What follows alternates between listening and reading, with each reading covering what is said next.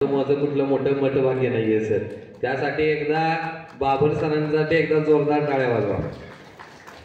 खरं तर पहिल्यांदा आपल्या सगळ्यांची दिलगिरी व्यक्त करेल. माझं स्वतःचं वैयक्तिक मत असं आहे, माणसानं आयुष्यात काही करावं. म्हणजे एक प्रकारे एखाद्याचे पैसे घेतले तरी चालतात, एक प्रकारे एखाद्याची प्रॉपर्टी घेतली तरी चालते, पण माणसानं आयुष्यात येऊन कधी कुणाचा वेळ घेऊ नये.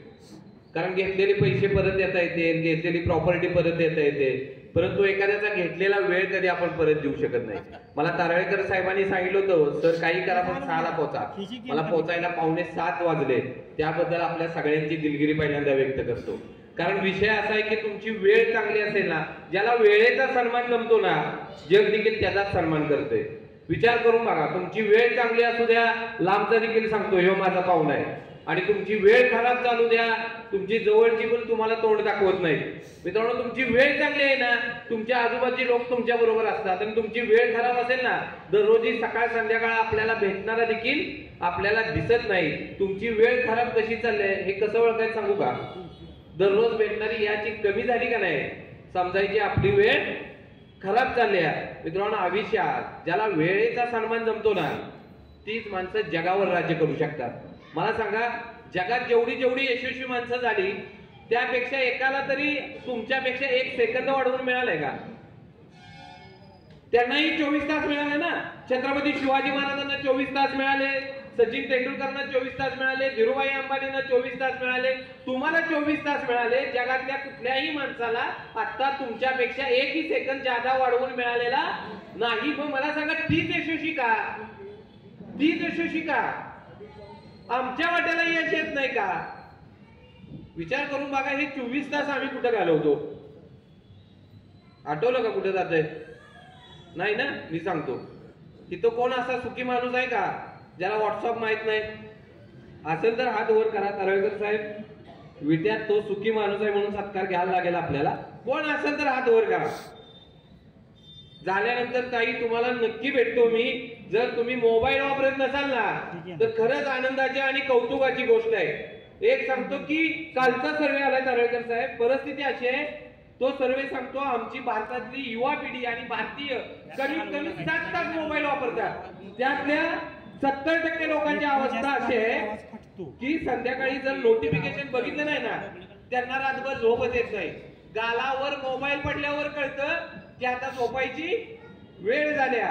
त्यातल्या 75% लोकांची अशी अवस्था आहे, जर सकाळचं नोटिफिकेशन बघितलं नाही ना, त्यांची दिवसाची कुठलीच क्रिया चालू होत नाही.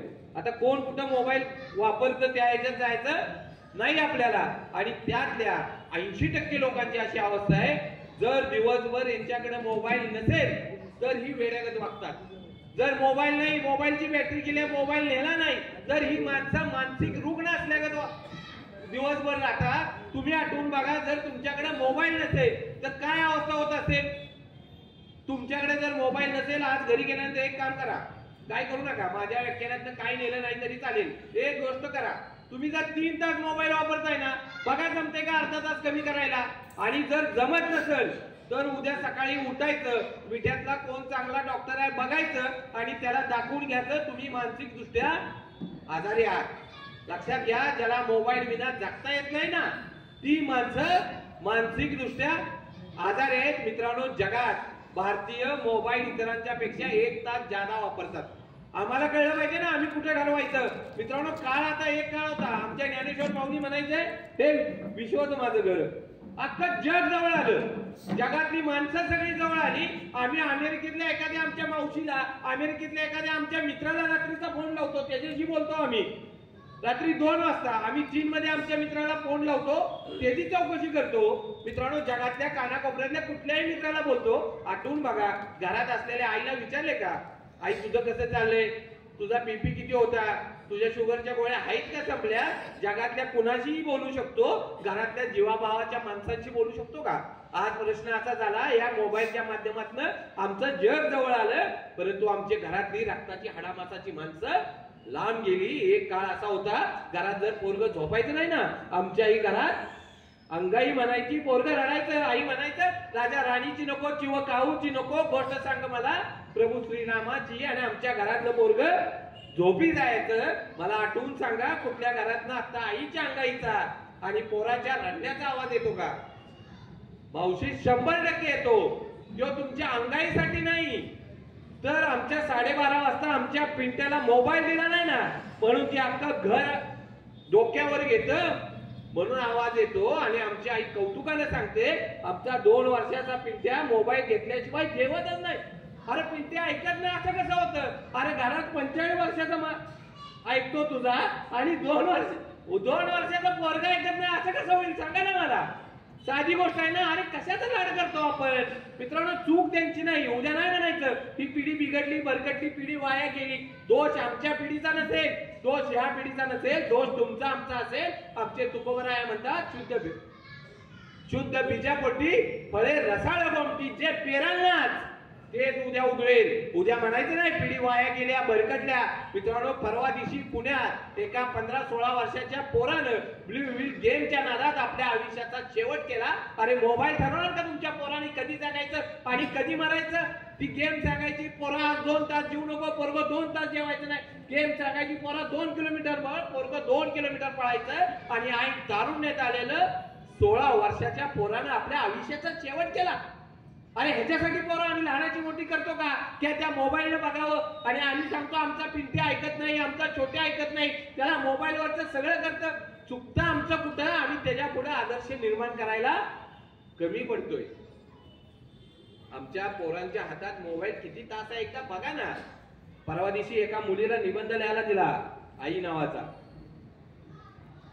एका 7वीतल्या मुलीला, जिल्हा परिषदच्या शाळेतल्या मुलीला निबंध दिला, आई नावाचा.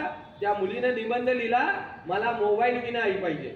मला अशी आई पाहिजे जिनं मोबाईलवर नाही, तिनं मोबाईलवर वेळ नाही दिला पाहिजे, तिनं मला वेळ द्याला. मला अशी आई पाहिजे जिनं माझी रील नाही बनवली ना तरी चालेल, तिनं माझा फोटो नाही काढला तरी चालेल, परंतु तिचे 2 हात माझ्या गालावर फिरावे. परत मुलगी म्हणते, मला मोबाईल विना आई नाही मिळाली तरी चालेल, पण मला मोबाईलच बनवू देवा आता. कारण जर आईला मला मोबाईल बनवला ना तर मीच आईवर नाही ना, मीच बाबांच्या खिशातनं फिरेन, कारण त्यांना वेळ नाही आमच्याकडे बघाय. मित्रांनो, आमच्या पोरांना तुमचा वेळ पाहिजे. कोणासाठी करतो सगळं एवढं मला सांगा ना. तुम्हाला वाटतं ना आमच्या पोरांनी यशस्वी व्हावं, पोरांनी चांगलं व्हावं? अरे देवापेक्षा जास्त भीता आपल्या पोरांना, बरोबर ना?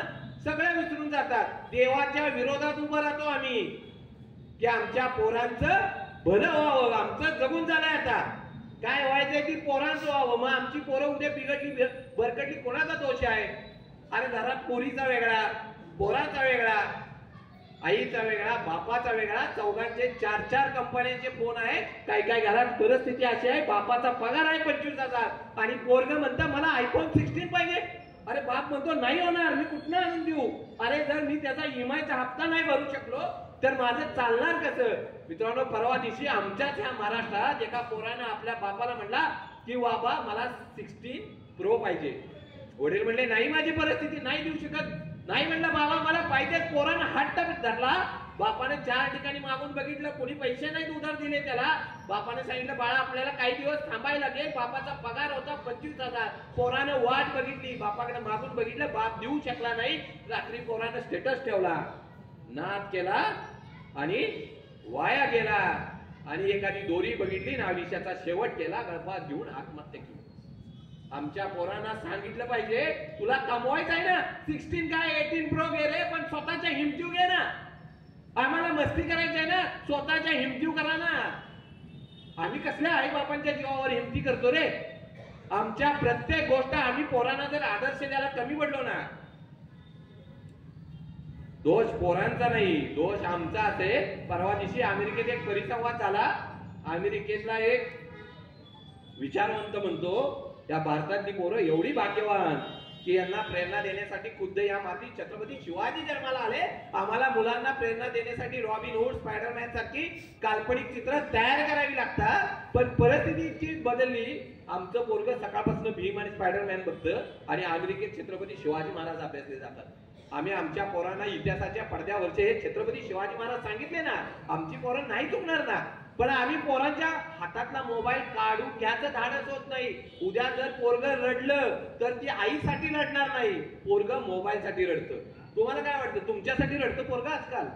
नाही रडत. पोरग मोबाईल साठी रडतं. परत म्हणायचं नाही की इतकं पोरग बिघडलंय. एक काळ होता आम्ही म्हणायचो पोरग आज्याव गेले, पोरग पंजाव गेले, पोरग पोरगी आजीव गेले.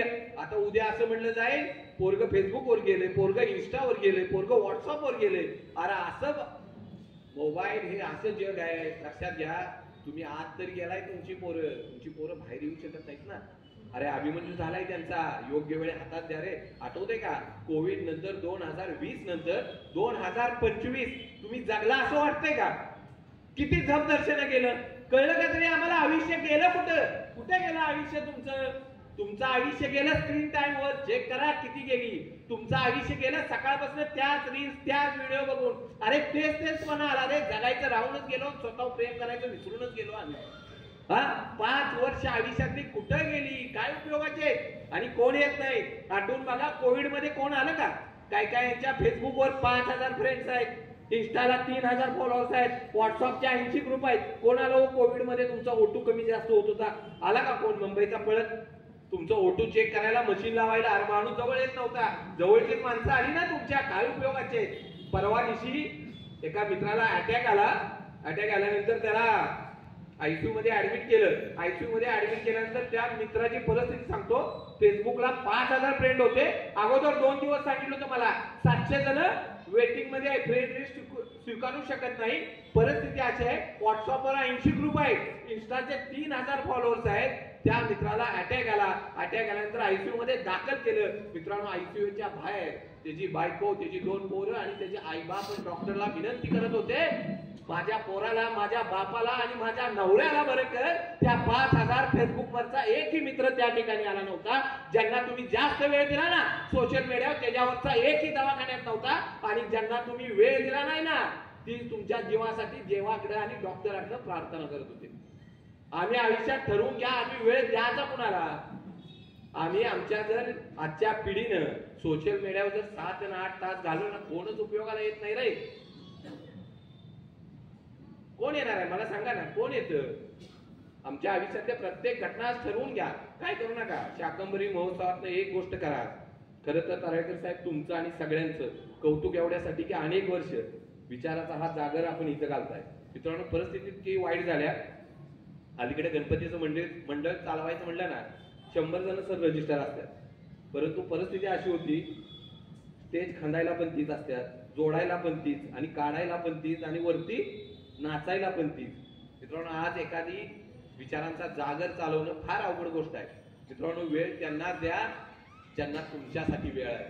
मित्रांनो काळजी त्यांचीच घ्या ज्यांना तुमची काळजी आहे.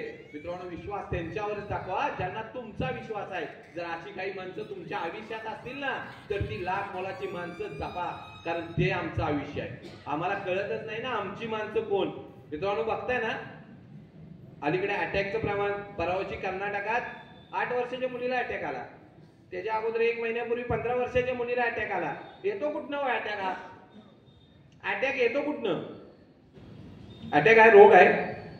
अजिबात नाही. अटॅक हा रोग नाही, हा इथून येतो. हे डोकं नावाचं यंत्र आहे ना, काय असते हो यार? मोकळा आहे का हे कधी? अरे घरात जर घाण झाला तर आई म्हणते कचरा करू नको, लक्ष्मी येणार नाही, बरोबर ना? वॉशिंग मशीनला जास्त वेळ कपडे ठेवली तरी आपण कपडे काढतो वास येईल म्हणून. आपला कुकर देखील जास्त वेळ ठेवला तर झाकण कधी उडत कळत नाही. मग हे डोकं नको का मोकळं? इतकं वाईट यंत्र आहे ना. आमच्या डोक्यात काय हो? काय इथं आहे काय? मित्रांनो कायम इथं आहे. हे जे अडवायचे, ते जे जिरवायचे, त्याचा कार्यक्रम करायचा आहे, त्याला सोडत नाही. अरे करा ना मोकळं, कशाला इतरांचा त्रास? आणि स्पर्धा कोणाची? तुमच्या दुःखाचं मूळ कारण काय माहितीये का? आम्हाला आमच्या जवळच्या माणसाचं बरंच वाटत नाही. आमच्या दुःखाचं मूळ कारण आम्हाला आमच्या जवळच्या माणसाचं बरं वाटत नाही. आमची स्पर्धा कोणाची? आमच्या घरातल्याच माणसांची ना. आमची स्पर्धा कोणाची? आमच्या रक्तातल्या माणसांची. आम्ही जगातल्या श्रीमंत माणसांची कधी स्पर्धा केली का? आम्हाला बरं काय वाटत नाही. आमच्या भाऊकीत जर एखाद्यानं इनो आणली तर आम्हाला दुःख होतं. अरे माझ्याकडे किती दिवस झाले इनो वापरतोय, त्याचा आनंद नसतो. परत दुसऱ्यानं भावानं आणली की मला दुःख होतं. आमचं दुःख काय? आज काय देवस्थान आहेत सर, अशी देवस्थान आहेत त्या ठिकाणी झाडं पण शिल्लक राहिले नाही. प्रत्येक झाडावर काळं कापड आणि एक कागद आणि खेळा अशा करून, आणि लिंबवाचा तर विषयच नाही. अख्खं वरांडा लिंबवाने भरल्यात. काय लिहिलेलं असतो याच्यावर? कधी जर एखाद्या देवस्थानला गेला तर चुकून बघा काय आहे. त्याच्यावर लिहिले माझ्या जावाचं वाईट होऊ दे, माझ्या भावाचं वाईट होऊ दे. अरे देव तुमचं तरी कसं बरं करेल? ज्याला जवळच्या माणसाचं भलं वाटत नाही देव त्याचंही भलं करत नाही रे मित्रांनो. देव त्याचंच भलं करतो ज्याला जवळच्या माणसाचं भलं बघण्याची इच्छा असते. आम्हाला आमच्या जवळच्या माणसांचं बरं वाटू द्या. एक गोष्ट करा, इथनं गेला ना मला फक्त सांगा जमल का तुम्हाला मोबाईल कमी करायला? जरा हात वर करून सांगा मला. किती तास वापरताय त्यातला थोडा काळा तुमच्यासाठी नव्हे, तुमच्या पोरांसाठी. लक्षात घ्या. किती जणांना जमेल? जरा हात वर करून सांगा मला. 5 तास वापरताय किती जमेल? ठीक आहे, 2 ला तरी मला यश आलंय. लक्षात घ्या. नाही नाही सर, 1 जरी आला असेल ना तर ते आपलं यश आहे ना सर. आणि ज्यांनी हात नाही वर केला आणि ज्यांना जमणार नाही त्याने उद्या विद्यार्थ्याला चांगला डॉक्टर बघावं आणि दाखवून घ्यावं ना सर. साधी गोष्ट आहे. तुम्ही आजारी आहात मानसिक दृष्ट्या, लक्षात घ्या. तुम्हाला जर जमणार नसेल ना डॉक्टर बघायचा पहिल्यांदा कोण चांगला आहे. एक गोष्ट करा, तुम्ही जर 3 तास मोबाईल वापरताय ना, 10 मिनिटं अर्धा तास तेवढं तुम्हाला जमते का बघा. आणि दुसरी गोष्ट सांगतो, आज जर जमलं तर आपल्या जवळच्या जीवाभावाच्या रक्ताच्या एका माणसाला माफ करून टाका. त्याच्या चुका एकत्र करा, आपल्या हृदयात एक कब्रस्तान बनवा, सगळ्या जाऊन टाका. बघा हलकं वाटेल. त्याच्यासाठी नाही, आपल्यासाठी. वाटतंय ना हे हलकं व्हावं. अरे कुठनं येतो अटॅक? मी म्हणलो ना बरेच असतंय. काही जण दररोज 2-3 किलोमीटर पळतात, जिम करतात आणि घरी येतात आणि कुठल्या तरी पाहुण्याचा फोन येतो, आत्ताच रनिंग व्यायाम असले आले ना अटॅक आला. अरे कुठनं आला अटॅक? अटॅक असा येत नाही, हे खाली करा ना तिथलं टेन्शन. अरे घरात जरी संध्याकाळी गेलो तर खिशातलं नको असलेल्या चिठ्ठ्या डस्टबिनला टाकतो, मग हे डस्टबिन खाली नको का? अरे आयुष्यात काय नाही, तुम्ही आहात तर जग आहे. तुम्हाला काय वाटतं तुमच्यानंतर जग थांबेल? लोकांना तुमची काळजी आहे. तुम्हाला बघायचं का तुमची किंमत काय आहे? एक टेस्ट करून बघा. 20 दिवस कुठल्याही पै पाहुण्याला, कुठल्याही मित्राला, कुणालाही फोन करू नका. व्हॉट्सअपवर हाय बाय काही करू नका. शांत राहा, संपर्क तोडा. कोणी लक्षात ठेवणार नाही. आणि जर एखाद्याने ठेवलंच आणि तुम्हाला विचारलं कुठं आहे, तोच एकटा जीवाभावाचा. लक्षात घ्या. जरा गायब होऊन बघा काय परिस्थिती. लोक विसरून जातात. किती लोक लक्षात राहिली हो. आमच्या पंजोबाचं नाव आम्ही सांगू शकत नाही. किती जणांच्या आठवणीत राहतं. घरात एखादा फोटो असतो, 5-6 वर्ष सून आली की तो पण बदलतो. इकडे जन्म इकडे मृत्यू, मध्ये नुसती तगडगच असते. काय असते आयुष्यात? किती लोकांच्या लक्षात राहतो आम्ही. माणसं लक्षात ठेवतील, भ्रमात राहू नका. माझ्या विना चालतंय मित्रांनो. आत्ताचा क्षण तुमचा आहे. आत्ताचा क्षण जगून घ्या. आयुष्याच्या नाव या प्रवासाला रिटेक नाही. आत्ता वाटतं ना दुःखात आहे, फॉरवर्ड करावं करता येत नाही. कालचं सुख रिवर्स करता येत नाही. आत्ताचा क्षण आहे, जगून घ्या. तुम्ही फक्त आत्ताच शिल्लक आहे. काय वाटतं उद्या हे करीन? अजिबात नाही. आत्ता क्षण आहे ना, जगा ना. मग आम्ही आजचं जगणं विसरून जातो रे. आणि आम्ही उद्या काय होईल, मागं काय झालं होतं या चिंतेत आमचं आयुष्य जातं. मित्रांनो आम्हाला माहित नाही की आमच्या एंडचा बोर्ड किती लागेल. कुणाला माहित आहे की किती आयुष्य मिळालंय. आणि आम्ही तर असं वागतो की आम्ही ताम्रपट घेऊन जन्माला आलोय. मित्रांनो जेवढा प्रत्येकाकडे वेळ आहे ना तो स्वतःसाठी बघा. एकदा विचारा स्वतःला की आम्ही काय करणार आहे. काय करू नका. एक करणार आहे ना तर आमच्या माणसांच्या वर आम्हाला चांगलं आयुष्य घालवता आलं पाहिजे. बस. तुम्हाला सांगू का, महाराष्ट्रात 2 गोष्टीसाठी वेटिंग आहे. कशासाठी माहिती आहे? जी पोरग सर जन्माला आलं नाही ना त्याला चांगली शाळा मिळावी म्हणून वेटिंग आहे.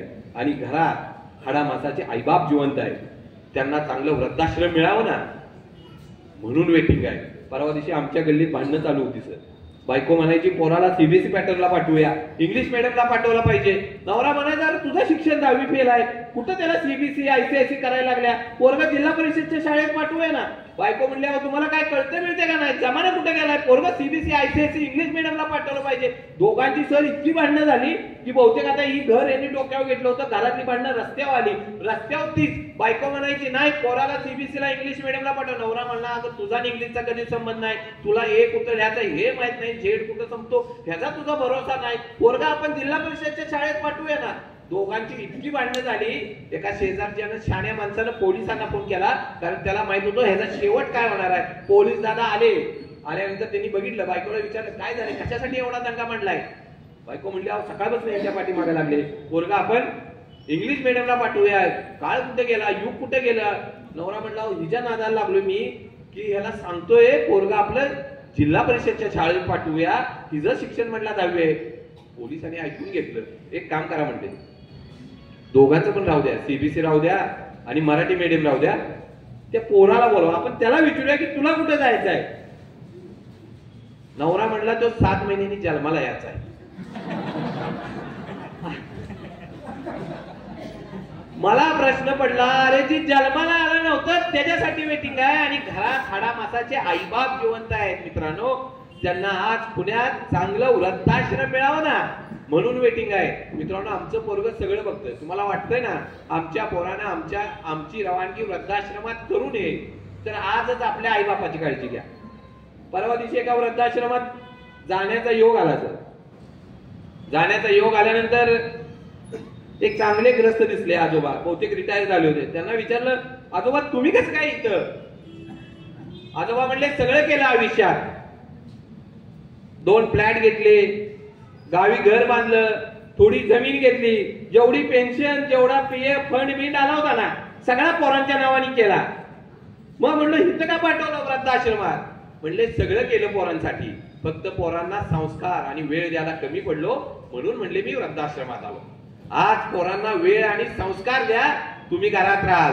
मित्रांनो, वाईट असते, लक्षात घ्या. तुम्ही कष्ट करून जगला, तुमच्या पोरांना नाही किंवा आपल्याला नाही वृद्धाश्रम सहन होणार. परवा दिवशी एक आजी वृद्धाश्रमात होत्या. शेवटच्या शनेत असताना रेक्टरनी फोन केला मुलाला, तुमची आई शेवटच्या शनेत आहे, एकदा येऊन बघून जावा. मुलगा पैसे पाठवायचा, सगळी काळजी घ्यायचा, आईच्या वृद्धाश्रमात वेळच्या वेळी. आणि रेक्टरनी लिहिलं, एकदा या आणि बघून जावा. मुलगा भेटायला आला आईला. आईला विचारलं, आई आणखीन काय पाहिजे का? आई म्हटली, बाळा मला आता काही नको, माझं सगळं जगून झालंय, पण एक काम कर, या वृद्धाश्रमाच्या प्रत्येक रूम मध्ये एसी तेवढा लावून दे. आई म्हणले, अरे पोरग म्हणलं, आई इतके वर्ष वृद्धाश्रमात आहेस, कधी काय बोलली नाहीस आणि आज शेवटच्या क्षणात असताना म्हणते एसी लावून घे, कशासाठी?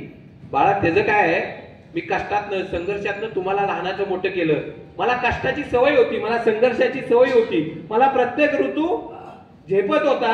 परंतु इथं अशी परिस्थिती आहे, इथं पत्रा असल्यामुळं आणि इथं फॅन नसल्यामुळं तिथं उकाडा सहन होत नाही. मला तो सहन झाला कारण माझं कष्टाचं शरीर होतं, पण जेव्हा तुझी पोरं तुला वृद्धाश्रमात पाठवतील तेव्हा तुला इथला उकाडा सहन व्हायचा नाही. त्यामुळे आत्ताच इथं एसी बसून घे. मित्रांनो, विचार करा, ज्या महाराष्ट्राच्या भूमीत आम्ही आलो ना, त्या महाराष्ट्राच्या भूमीत 2 गोष्टीसाठी वेटिंग आहे आणि आम्ही म्हणतो आम्ही निघालो कुठं, नक्की काळावर जावा ना.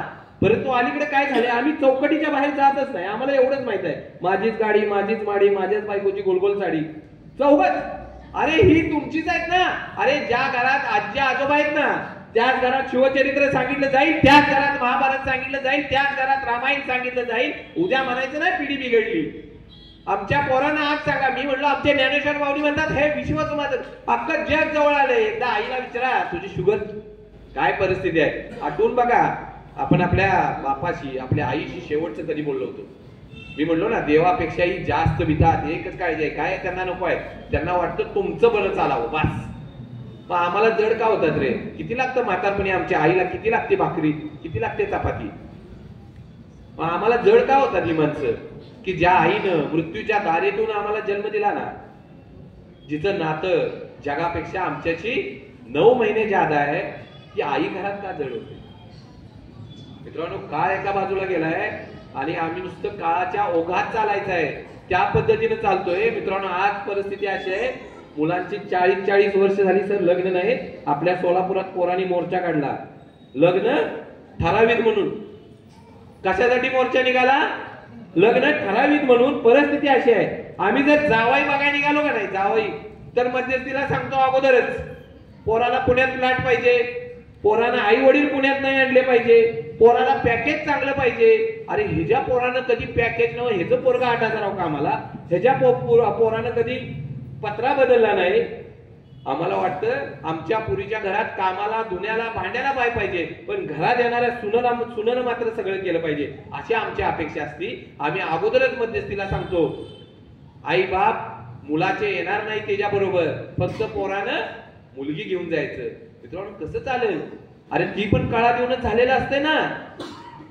आम्हाला आमच्याकडनं सगळं आहे. अलीकडे सगळ्यात जास्त 50% घटस्फोटाच्या प्रकार वाढलेत. कुठनं आले हे सगळं घटस्फोट? आमच्या आईने काही संसार केला नाही का? केला ना संघर्षातनं, ज्या आहे त्या परिस्थितीतनं.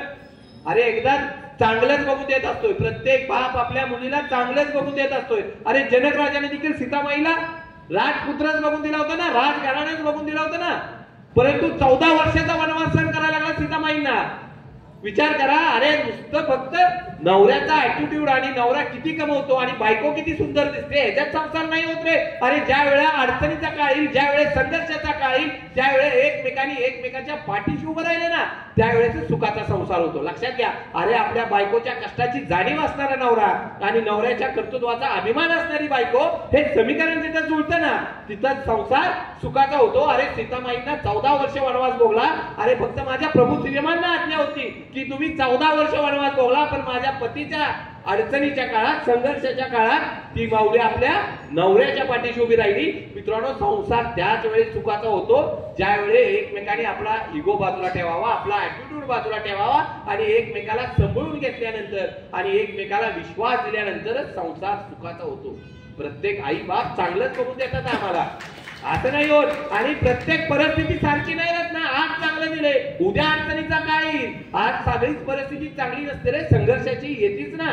अरे त्या बायकोनं त्या काळात त्या नवऱ्याच्या पाठीशी खंबीरपणे उभं राहणं गरजेचं आहे का त्याला पाडून बोलणं गरजेचं आहे? सांगा ना मला. अनेक जण जातात, अनेक जण गेली. प्रभू सीता, मला सांगा, प्रभू श्रीरामांनी आवश्यकता नव्हती ना 14 वर्ष वनवास. सीतामाईंना गरज नव्हती, राहिले असते ना राजमहाला. नाही, माझा नवरा, माझा पती अडचणीत आहे, मीही 14 वर्ष जाणार. आमच्या आयुष्याच्या काळात काय होतं ते आम्हाला कळलं पाहिजे की काय परिस्थिती आहे. मित्रांनो, अलीकडे काय झालं माहितीये का, जे माझ्यावर बरीच महाराष्ट्रात टीका झाली, तरी पण तुमच्या सगळ्यांची माफी मागून एक सांगतो. हे मोबाईल मी मागाशी म्हणलं ना वाईट आहे. एक काम करा, फक्त लग्न झाल्यानंतर आपल्या मुलीला फोन तेवढा करायचा नाही. सकाळी उठल्या मुलीला फोन करायचा नाही. पिनू तुझं कसं चाललंय, ननंद काय म्हणत्या, सासू काय म्हणत्या, सासून बरं तुला आज काम लावलं. सगळ्यात वाईट अडचण काय माहितीये का आपल्या आयांची, सकाळी 8 वाजता फोन करतात. अरे 7-7 तास बोलतात. पुरीला सांगा ना, मी जशी तुझी आई तशी तिथंही एक आई आहे. आईनं कधी मारल्यानंतर घर सोडले का आम्ही? पण तिथली आई एखाद्या वेळेला बोलली तर बिघडलं कुठं? काय फरक पडतो सर, मला सांगा ना, काय फरक पडतो? महाराष्ट्रातनं माझ्यावर बरीच टीका झाली, परंतु दुसरी बाजू अशी आहे, ज्या घरात दुसऱ्याची लेक येईल ना, ज्या घरात दुसऱ्याची लेक येईल ना, त्या आईनं देखील ती माझी लेक आहे म्हणून तिचा सांभाळ करणं देखील तितकंच गरजेचं आहे. मित्रांनो, त्याच घरात अयोध्या होतं ज्या घरात ती लेक, ती सून लेक म्हणून नांदवली जाते. मित्रांनो, आज अंतर पडले 2 पिढ्यात. आपण ज्या पिढीत राहिलो, आपण ज्या पिढीत जगलो आणि आत्ताची पिढी, अरे दरी निर्माण झाली आहे ना. प्रत्येकाकडनं आपण त्याच पद्धतीचा अपेक्षा करत राहिलो ना, नाही शक्य होणार. त्यामुळे आम्हाला ह्या काळात एवढं 100% जमलं पाहिजे ना. आणखीन एक गोष्ट करा, 2 गोष्टी सांगितल्या मी. एक, जमल मोबाईल कमी करायला? किती जणांना जमल? तर वाढतंय आपलं. ज्याला जमणार नाही त्यानं उद्या विट्यात एखादा डॉक्टर बघा. आणि दुसरी, आपल्या जवळच्या जीवाभावाच्या माणसाला सॉरी म्हणा, काही लागत नाही. आणि तो चुकला असेल तर माफ करून टाका रे. माफ करायला वाघाचं काळीच लागतं, कुठल्या येड्यागाबळ्याचं काम नाही माफ करणं. अरे दंगा कुणाला पण जमतो रे, आवाज मोठा करायला कुणाला पण जमतं, शांत राहायला ताकद लागते. लक्षात घ्या, आमचं काय होतं, घरात साप निघाला ना, माणसं काटे घेऊन पाठीमागे लागतात, परंतु तोच साप आमच्या प्रभू श्रीकृष्णांच्या गळ्यात जातो ना, त्यावेळेस आमचे प्रभू श्रीकृष्ण निळकंठ होतात. लक्षात घ्या मित्रांनो, विष प्यायला ताकद लागते. सगळ्यात महत्वाचं काय, राग प्या ना 2 मिनिटं. मित्रांनो, नात्यांचं कसं झालंय, कुणाचं तरी ऐकून नातं तोडू नका. आमच्याकडे काही होऊ द्या, बघा, सासू सुना, जावा भावाभावांची काही होऊ द्या, सकाळी भांडणं होऊ द्या, पण संध्याकाळी एकत्र बसून जेवता आलं पाहिजे. आणि लक्षात घ्या की आपली भांडणं घरातली मिटवाय कुठल्या मावशीला, कुठल्या आत्याला, कुठल्या मामाला बोलवायची नाही, तर आपली भांडणं आपणच घरात मिटवायची. लक्षात घ्या, तो काळ गेला की तुमच्या पै पाहुण्यानं तुमचं बरं वाटतं. मित्रांनो, आयुष्यात लक्षात घ्या, आपला सल्लागार एकदम व्यवस्थित पाहिजे, श्रीकृष्णासारखा. लक्षात घ्या मित्रांनो, अवस्था काय होत्या की मंतरा 2 शब्द म्हणली कैकेयीच्या, कानात एकच म्हणले, जर प्रभू श्रीराम उद्या राजा होणार असतील तर तुझ्या पुत्राचं कसं होणार? किती सेकंदाचे शब्द आहेत रे. अरे ज्या प्रभू श्रीरामांना त्यांचा राज्याभिषेक होणार होता त्यांना वनवास मिळाला आणि दशरथ राजाला स्वर्गवास मिळाला रे. 2 सेकंदांना चेक करा ना. तुमच्या घरातल्या गोष्टी बाहेरच्या माणसाची चर्चा करू नका. तुम्ही बसून घरात चर्चा करा. आमचे सल्लागार शहाणे नसतात, लक्षात घ्या. अरे माझ्या प्रभू श्रीरामांना त्या मंत्रेमुळे वनवास मिळाला आणि इकडे शकुनीमुळे 100 जण गेली, एकही वाचला नाही. अरे तिकडं पांडवांचा सल्लागार होता प्रभू श्रीकृष्ण आणि इकडे दुर्योधनाचा सल्लागार होता शकुनी मामा. एक सांगू का, मंतरा आणि शकुनी त्यांचा काही या कुटुंबाशी काही घेणं देणं नव्हतं. हे लांबचे पाहुणे होते. मंतरा कैकेयींची चुलत बहीण होती, त्यांच्या बरोबर लग्न झाल्यावर आली होती अयोध्येत. आणि शकुनी काही संबंध नाही हो यांचा दुर्योधनाच्या घराशी डायरेक्ट काही संबंध नाही. पण काही लोक असतात ना त्यांना बरं वाटतच नाही तुमचं व्यवस्थित चाललेलं. आम्हाला काय वाटतं, ह्या लोकांना बरं वाटतं नाही. काही असू द्या, आपल्या गोष्टी आपल्या घरातच मिटवता आल्या पाहिजेत. काही होऊ द्या मित्रांनो. 2 भावाच्या 2 चुली वेगळ्या होऊ द्या, काही अडचण नाही वाढल्यानंतर. परंतु 2 भाव मनानं हे एकच पाहिजे. ज्यावेळी अडचण येईल ना त्यावेळी एकत्र आले पाहिजेत. ज्यावेळी रावण शेवटच्या क्षणीत होता ना त्यावेळी प्रभू श्रीरामांना विचारतो, अरे या जगातला सगळ्यात विद्वान माणूस मी. अरे मी तर शनीला पाया घेतलं होतं. अरे माझी सोन्याची लंका होती. अरे माझ्याकडे 1 से 1 सैनिक होतं. माझ्याकडे एवढं मोठं सैन्य होतं. तुम्ही तर वनवासी होता. तुम्ही तर माकडांना घेऊन वानरांना घेऊन लढायला, मग तुम्ही जिंकला कसं? प्रभू श्रीराम सांगतात, माझा भाऊ माझ्या बरोबर होता आणि तुझा भाऊ तुझ्या विरोधात होता म्हणून तुला हरावं लागलं. मित्रांनो, आपला भाऊ आपल्या बरोबर पाहिजे. आयुष्यातलं सगळ्यात मोठं गणित आहे की आमच्या बरोबर कोण आहे. मित्रांनो लक्षात घ्या की चांगल्याच्या बरोबर कोणी राहतं, चांगल्याच्या बरोबर कोणी राहतं. ज्यावेळी कुंभकर्णाने विचारलं विभीषणाला, तू साथ का सोडलीस? तू साथ का सोडली? तेव्हा ते सांगतात, मी चांगल्याच्या बरोबर राहिलो. तू पण चांगल्याच्या बरोबर आहे. आणि कुंभकर्ण म्हणतो, मी जर माझ्या आज भावाची साथ सोडली ना, मला माहित आहे तो वाईट आहे, मला मरण येणार हेही मला माहित आहे. मी जर त्याची आज साथ सोडली ना, उद्या या जगात ह्या पृथ्वी तलावर कुठलाही भाऊ भावाच्या पाठीशी उभा राहणार नाही. मला रावणाबरोबरच उभा राहावं लागेल. मित्रांनो, आयुष्यातला तो काळ आम्हाला कळला पाहिजे. आमची नाती महत्वाची आहेत. नाती कुटुंब हे घड्याळाप्रमाणे असावं. लक्षात घ्या, घड्याळाचे काटे बघितलेत का? कोण छोटा असतो, कोण मोठा असतो, कोण जोरात चालतो, कोण हळू चालतो. परंतु 12 वाजायची वेळ आली ना सगळे एकत्र येतात. मित्रांनो, कुटुंब तसं पाहिजे. लक्षात घ्या, तुमच्या आई वडिलांचा शेवटच्या काळातलं पुष्ट काय माहितीये का? त्यांना वाटतंय का तुम्हाला 10 वर्ष जादा जगावं, भावाभावानी एकत्र राहा, जावाजावानी गोड बोला. लक्षात घ्या, अरे आजकाल 30 घरं व्यवस्थित, ज्या घरात ना सासवा सुनांचा चांगला आवाज येतो आणि जावांचा बोललेला आवाज येतो, 30 कुटुंब सुखी. लक्षात घ्या. नाहीतर ज्या घरात आवाजच येत नाही ना, म्हणजे नुसते मोबाईलवर आहेत, काय उपयोगाचं नाही. भांडा सकाळी भांडा, काय अडचण नाही, पण सुनेने म्हणता आलं पाहिजे, आत्या संध्याकाळी जेवायला या, एवढी ताकद असावी. संध्याकाळी काही होऊ द्या, सगळं संपलंय ना. अरे त्यांनाही वाटतं ना माझ्या पोराचा संसार चांगला व्हावा. त्यांनी 9 महिन्याने जन्माला घातलेला असते. सगळे जगतात ना. तुम्हाला वाटतंय ना 10 वर्ष आमचे आई वडील सासू सासरे जास्त जगावे, तेवढ्यासाठी हे करा. बघा जमते का? मित्रांनो, ते आहेत ना म्हणून आहे. जगात एकच सांगतो, कुठं देव भेटेल मला माहित नाही. अनेक जण सर तारळेकर साहेब हजारो किलोमीटरचा प्रवास करून जातात देवाला भेटाय. मला माहित नाही देव तिथं गेल्यानंतर भेटतो का नाही, पण घरात आईबाप नावाचे देव आहेत. एकदा त्यांना भेटा, अख्ख्या जगातले 33 कोट देव भेटले का? लक्षात घ्या, आमच्या जगात आईबाप नावासारखं देव नाही. अरे 28 युगे झाली, आज ही माझ्या पुंडलिकाची सेवा संपलेली नाही. अरे तो कृष्ण तिथं आला, तिथंच उभा राहिला. अरे पुंडलिक महाराज आपल्या आई वडिलांची सेवा करतायत, पाठीमागे लक्ष नाही. कृष्ण आलेत आणि विचारले, अरे पुंडलिका बघ तरी कोण आले? पुंडलिक म्हणले, नाही मला वेळ नाही, मी आई बापाची सेवा करतोय. अरे कृष्ण म्हणले, अरे बघ तरी कोण आले? आपल्या हाताशी जी वीट होती फक्त मागे सरकवली आणि सांगितलं, माझ्या आई वडिलांची सेवा होईपर्यंत ह्यावरच उभा राहा. अरे तो कृष्ण त्यापर्यंत उभा आहे. तो कृष्णाचा विठोबा झाला, 28 युगे झाली, तिथंच उभा आहे. आज ही पुंडलिकाची सेवा संपलेली नाही. मित्रांनो, हे लक्षात ठेवा, आमचे आई बापासारखं जगात एकमेव आहे. बघा, 2च माणसं आहेत जगात. कोणी असू द्या, आम्हाला वाटतं आमच्या मित्राला मैत्रिणीला आमचं बरं वाटतं, अजिबात वाटत नाही.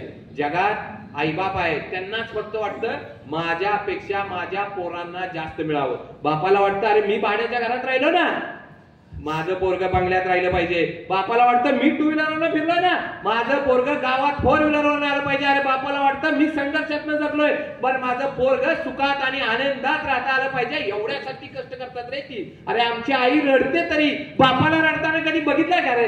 बापाच्या डोळ्यात आलेलं पाणी कधी बघितलंय का? कारण बाप सांगतो पोरं येऊ दे किती संकट आहे, संकटाच्या छताडावर उभं राहते, पोराला सांगते लढ रे. अरे एकदाही नाही, बापाला 10 वेळा आपल्यासाठी 10 वेळा हात जोडतो इतरांच्या पुढे. कधी नाही ते कमीपणा वाटत त्याला. पण गावातनं जाताना कोण म्हणतं ना अरे बिघडलेली पोर त्याची आहे, त्यावेळी आमच्या बापाची इज्जत जाते. आई उद्या गावातनं जाताना बापानं ताट मानेनच गेलं पाहिजे. बस आमच्या आयुष्यभर कष्ट कराय आमचे आई बाप अजिबात मागे पुढं बघत नाहीत. अरे आपली स्वप्न सगळी संपवतात रे. काय स्वप्न असतात त्यांची, सगळी गाठतात आमची स्वप्न व्हावी म्हणून. आणि आम्ही कुठे जातो मित्रांनो? वृद्धाश्रमाचा परत एकदा सांगतो. तिन्ही मुलं सेटल होती. तिन्ही, एक उद्योजक होते, एक डॉक्टर होते, एक वकील होते. वडील मिलिटरीतनं रिटायर झाले. वडील मिलिटरीतनं रिटायर झाल्यानंतर त्या तिन्ही पोरांनी त्यांची रवानगी सर वृद्धाश्रमात केली. वृद्धाश्रमात रवानगी केल्यानंतर वडिलांनी शुगर होती आहे. बघता बघता वडिलांची तब्येत खाली येत गेली. रेक्टरनी फोन केला तिन्ही मुलांना, येऊन एकदा बघा. त्यांनी सांगितलं आम्हाला आता वेळ नाही, आम्ही कामात आहे. तिघातला एकही आला नाही. बघता बघता त्यांचे वडील शेवटच्या क्षणात आले. वडिलांची एकच इच्छा होती, तिन्ही पोरांना एकदा डोळे भरून बघावं, त्यांनी यावं. पण तिन्ही फिरकली नाही. रेक्टरने परत फोन केला, अहो तुमचे वडील आता जातील कधी हे सांगता येणार नाही, त्यांची शेवटची इच्छा आहे, एकदा या आणि त्यांना भेटा. पोरांनी परत कळवलं आम्हाला वेळ नाही, नाही येऊ शकत आम्ही. आणि बघता बघता त्या बिचाऱ्या वडिलांनी, ज्यांनी शिस्तीत काम केलं, ज्यांनी मिलिटरीत काम केलं, डोळे उघडे ठेवले दरवाजाकडे. अरे माझी पोरं येतील आता, भेटू त्यांना. आणि आपला शेवटचा शॉट सोडला उघड्या डोळ्याने की पोरं येतील. रेक्टरनी फोन उचलला, तिन्ही मुलांना केला की तुमचे वडील या जगात राहिले नाही, त्यांचा अंत्यविधी करण्यासाठी शेवटचं या. आणि तिन्ही मुलांनी सांगितलं तुमचा गुगल पे नंबर द्या आणि अंत्यविधीचा खर्च किती तेवढा सांगा, आम्ही तुम्हाला पाठवून देतो, तुम्हीच आमच्या वडिलांचा अंत्यविधी करून घ्या. काय कमवलो आम्ही आयुष्यात? नाही येता. आज जर बघितलं ना, येत नाही कोण. 3 जण असतील तर एक सांगतो मी अंत्यविधीला जातो, तू मातीला जा. आणि तिसरा सांगतो मी 13व्याला जातो. आम्हाला वेळ नाही आई बाबा शेवटचं तोंड बघायला. अरे ज्यांनी रक्ताचं पाणी करून आम्हाला लहानाचं मोठं केलं असते, मी मगाशी म्हटलं चूक त्यांची नाही, चूक आमची आहे. आम्ही जर आज नाही पेरलं ना, आम्ही जर सांगायला कमी पडलो, पोरं बघतात रे आपण आपल्या सासू सासऱ्यांची कसं वागतोय, आई वडिलांची कसं वागतोय, बघत असतात ना ते काय पद्धतीचं आहे ते सगळी चेक करत असतात. मित्रांनो प्रेम हे माणसावर करायचं असते, वस्तूवर नाही. आपलं उलट होतं, आपण प्रेम वस्तूवर करतो आणि वापर माणसांचा करतो. आमच्याकडे अवस्था तशी होते. प्रेम करायचं आहे ना माणसांच्यावर करा ना. अरे आमच्याकडे जर आयफोन आहे घरात आणि पोराकडनं फुटला, काय अवस्था होती हो आमची? किती होता आमचा बीपी खालीवर? विचार करा, आमच्या घरातला फोन आमच्या पोराकडनं पडला, काय अवस्था होईल? बीपी खालीवर होईल ना. अरे परवा दिवशी माझ्या एका मित्रानं नवीन गाडी घेतली होती आणि नवीन गाडी घेऊन वडिलांना दिली आणि म्हटलं एक फेरी मारून या. वडील फेरी मारायला गेले आणि गाडीचा एवढा मोठा ऍक्सिडेंट झाला, गाडीचा चक्का चूर झाला. त्या मित्रानं गाडी चक्का चूर झाल्यानंतर काही मित्र बोलवले आणि त्यांना पार्टी दिली. मी त्याला विचारलं अरे अख्खी गाडीचं नुकसान झालंय, पार्टी कशासाठी दिली? अरे म्हटलं गाडी मी कधी पण घेईल रे, ज्यात माझा बाप होता तो वाचलाय ना, गाडी कधी पण घेईल. माझं प्रेम माझ्या बापावर आहे, माझ्या गाडीवर नाही रे. पण आमचं काय झालंय, आमचं प्रेम वस्तूवर जातंय. मित्रांनो लक्षात घ्या, काही करायचं आहे ना ते मनापासून का. तुम्हाला संत सावतामाळी माहित आहे? पंढरपूर पासून आरणगाव आहे. पंढरपूर पासून आरणगाव आहे. कधीही विठोबाच्या दर्शनाला गेले नाहीत. विठोबा त्यांच्या मळ्यात दर्शनाला आला. त्यांनी आयुष्यभर आपल्या मळ्याला पंढरपूर बघितलं आणि त्या पिखात विठोबा बघितला. एक दिवस वारकरी निघाले होते, बसले तिथं आणि बसल्यानंतर वारकरींना त्यांनी पाणी दिलं, बसायला सहारा दिला. एका वारकऱ्यांनी विचारलं बोवा कसं आहे? काय म्हणले छान चाललंय सगळं. जाताना नमस्कार झाला. नमस्कार झाल्यानंतर संत सावतामाळी म्हणाले तुम्ही विठोबाच्या दर्शनाला निघालाय तर माझाही नमस्कार माझ्या विठोबाला सांगा. ते गोवा म्हणाले अहो तुमचं गाव तर 10 किलोमीटरवर, मग तुम्हीच का विठोबाच्या दर्शनाला येत नाही? तर ते सांगतात, अरे मी जर हे काम माझं सोडून विठोबाच्या दर्शनाला आलो तर त्यांनाही आवडणार नाही. माझा विठोबा याच पिकात आहे रे, माझं पंढरपूर याच मळ्यात आहे, माझा विठोबा इथंच डोलतो रे. मित्रांनो, आम्हाला कळलं पाहिजे आमच्या घर हेच आमचं पंढरपूर आहे आणि आमचे आई बाप हेच आमचं विठोबा आहे रे. आम्हाला त्या चौकटीत ते ठेवता आले पाहिजे आणि इथून पाहिजे. विचार करा, सगळं असतं आमच्याकडे. तेवढे सर मला एक सांगा, आईने केलेला चहा आणि बायकोने केलेला चहा, तेवढीच चहा पावडर, तेवढंच दूध, तेवढीच साखर, तेवढंच पाणी आणि तेवढंच गॅस, कोणाचा चांगला? नक्की मिळेल का उद्या? अडचण सांगा. हा, आईचा काय कारण मला सांगा. मित्रांनो, सगळं आहे आमच्याकडे, आज सगळं आहे, पण आपण म्हणतो की ठराविक वेळेत केल्यानंतरच त्याला टेस्ट येते. बरोबर ना? सगळे मसाल्याचे पदार्थ आहेत. आज काय झाले माहितीये का, आमची आई पहिल्यांदा मोठ्या पडद्याकडे असायची टीव्हीच्या. एकदा 7:30 झाले ना, 10:30 कधी वाजले तिला कळत नव्हतं. आणि आज सकाळी मोबाईलवर असते, संध्याकाळी पोरग काय खातोय, नवरा काय खातोय आणि ही काय करत्या, काही पत्त्या लागत नाही. तर एक तर मालिका होती टीव्हीला, या गोजीरवाने घरात, जे मी बघतोय असं लहानाचा मोठा झाला असेल, ती चालूच होती. किती रेकॉर्ड ब्रेक केले, 20 वर्ष चालली होती. त्यात दीक्षा नावाचं पात्र होतं. त्या दीक्षाची 3 लग्न झाली होती, तरी आईला काळजी असायची तिचं 4थं होतंय का. घरात 32 वर्षाची मुलगी आहे, तिची काळजी नाही. मित्रांनो, आयुष्यातल्या प्रत्येक घटना आम्हाला ते वास्तव नाही रे. वास्तव टीव्ही, मोबाईल हे वास्तव नाहीये. पहिली गोष्ट लक्षात घ्या, ही आभासी दुनिया आहे, आमचं वास्तव असं झालंय का. अलीकडे सर, आम्ही जेव्हा शाळेत होतो, आमच्यापर्यंत आम्ही भांडणं झालो तरी बोलायचो, शिव्या द्यायचो. अलीकडे भांडणं झाल्यानंतर लोक शिव्या देत नाहीत आणि काही बोलतच नाही. ह्यांचा स्टेटस बदलतो.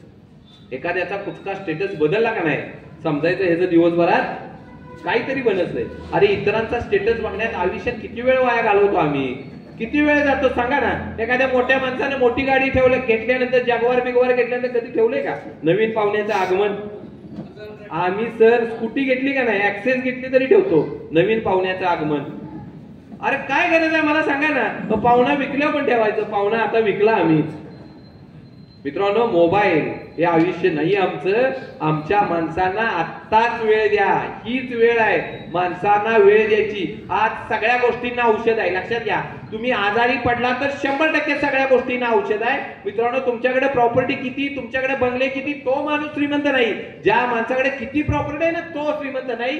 तो माणूस श्रीमंत ज्याला मनातले इतरांशी बोलता येईल असा जीवाभावाचा माणूस ज्याच्याकडे आहे ना, तो जगातला सगळ्यात श्रीमंत माणूस.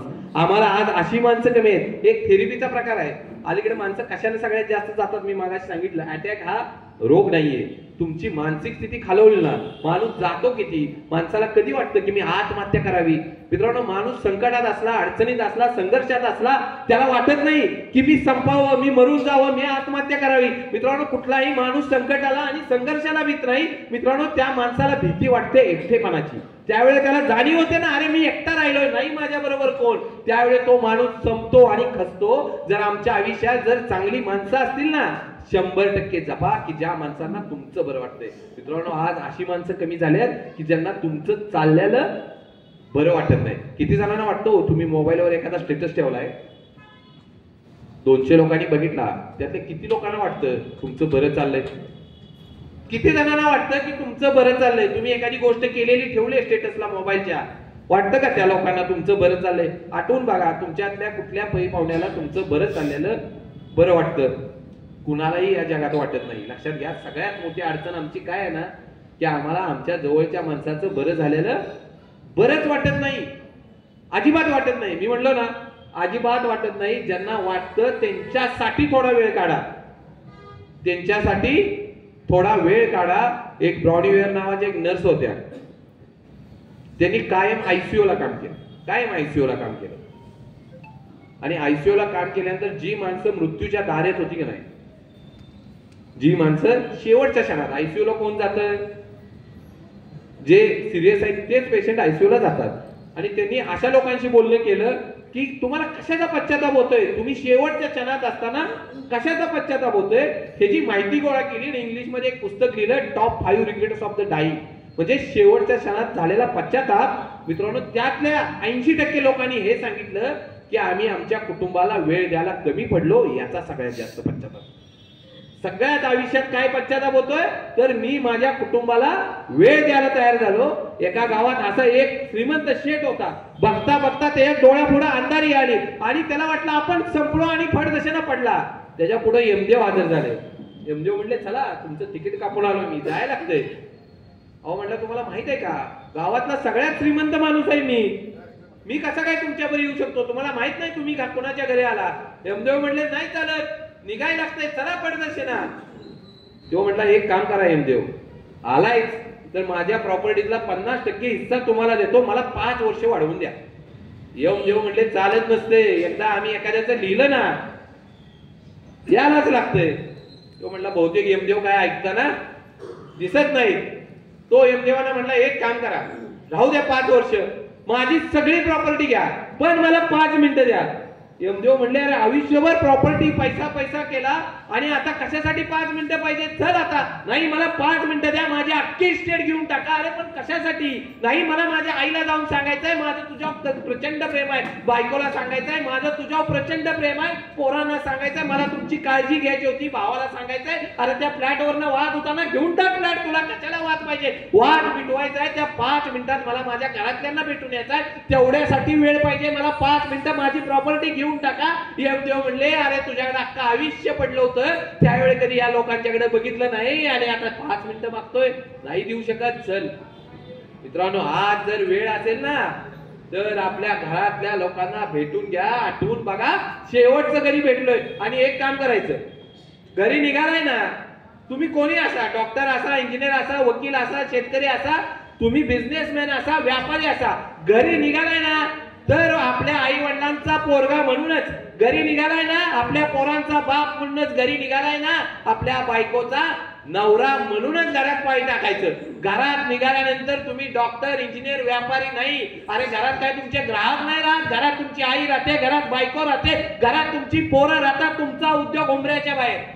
जर तुम्हाला समाजात आनंदाने वावरायचं आहे ना तर घरातलं वातावरण देखील आनंदात ठेवता आलं पाहिजे. घरात जर सकाळी आम्ही आनंदात बाहेर पडलो ना, आम्ही दिवसभर देखील समाजात आनंदाने राहतो. आमचा व्यापार, आमचा उद्योग उंबऱ्याच्या बाहेर, घरात आमची जीवाभावाची माणसं आहेत, त्यांना आजच वेळ देऊन बघा, काही नाही जगात. आणि ज्या माणसाने आपल्या केलंय ना आपल्यासाठी, त्यांच्या चांगल्या गोष्टी लक्षात ठेवा, वाईट तेवढं विसरून जावा. आमचं उलट होतं, आमच्या जीवाभावाच्या माणसाने लाख गोष्टी आमच्यासाठी चांगल्या केलेल्या असतात, आम्ही वाईट तेवढं लक्षात ठेवतो. एकदा चुकलेला असतो, आम्ही तेवढं आयुष्यभर नेतो रे. आम्ही 10 वर्ष आमच्या भावाची बोलत नाही, अरे आम्ही शेवटच्या क्षणापर्यंत स्मशानभूमीपर्यंत आमचा वाद घेऊन जातो. 1-2 भाऊ होते, एका फ्लॅटवरनं सर वाद होता त्यांचा, 15-20 वर्ष बोलत नव्हते, 20 वर्ष. पण दोघात एक गुण चांगला होता, दोघही एकाच ठिकाणी सत्संगाला जायचे, एकाच गुरुजींच्याकडे जायचे. आणि मोठ्या भावाच्या मुलीचं लग्न होतं, त्याने विचार केला, अरे 20 वर्ष भावाशी बोलत नाही, आपण एका फ्लॅटवरनं सगळं सोडूया आणि भावाला आमंत्रण द्यायला जाऊया. भावाला आमंत्रण द्यायला गेला, त्याला म्हणला सगळं विसरून जा, आता काही लक्षात ठेवू नको, वाद तुझ्याच लेकीचं लग्न आहे, तुला पुढे होऊन केलं पाहिजे. छोट्या भावाने ऐकलं नाही, न ऐकून त्याला घरातनं हाकलून दिलं. भाऊ नाराज होऊन मोठा घरी गेला, गुरुजींच्या सत्संगाला गेला. संध्याकाळी गुरुजींनी नाराज चेहरा बघून विचारलं, काय झालं. तर गुरुजींना म्हणला, 20 वर्षाचा भावाचा वाद होता फ्लॅटवरचा आणि राणाचा. भावाला विनंती करायला गेलो, भाऊ नाही ऐकला, हाकलून दिलं घरातली. दुसऱ्या दिवशी धाकटा भाऊ सत्संगाला, गुरुजींना माहित होतं काय झालंय. गुरुजींनी त्याला बोलवलं, त्याला विचारलं, परवा दिवशी मी तुला एक चांगला श्लोक शिकवला होता, लक्षात आहे का तुझ्या. तो म्हणला, नाही माझ्या काहीच आठवत नाही. अरे तुला मी परवा दिवशी काय शिकवलं होतं, काय सांगितलं होतं हे तुझ्या लक्षात नाही, आणि 20 वर्षापूर्वी तुझ्या भावाचा झालेला वाद तुझ्या कसा लक्षात आहे. मित्रांनो, आम्ही आमच्या शेवटच्या घटकेपर्यंत आमच्या घरातली भांडणं शेवट घेऊन जातो. नातं इतकंच असं ठेवू नका की अजिबातच माघारी फिरता येत नाही. एक काळ असा होता, आमच्यातली घरातली कपडे फाटली का नाही तर आमची आई रुपू करायची, आमची आई ती शिवायची आणि टाचून आम्ही तीच कपडे परत द्यायचो, तीच कपडे घालायचो. पण आता कपडे जरा फाटली का नाही तर आम्ही नवीन ब्रँडेड ड्रेस आणतो. आज नात्यांचंही असं झालंय, नातं थोडं फिसकटलं की आम्ही नातं बदलूनच टाकतो रे. नाहीतर अरे गर्दीत एखाद्याचा धक्का लागला तर अनोळखी पण माणूस म्हणतो ना, सॉरी म्हणून. अरे मग जीवाभावाच्या माणसांची काय अडचण आहे? अरे त्याचाच अधिकार आहे तुमच्यावर रागवायचा, त्याचाच अधिकार आहे तुमच्यावर चिडायचा. ती जीवाभावाची रक्ताची आहेत म्हणून नाराज होतात ना. नाहीतर गर्दीतली माणसं म्हणतात का नाही, धक्का लागल्यावर चूक झाली आणि पुढे जातात.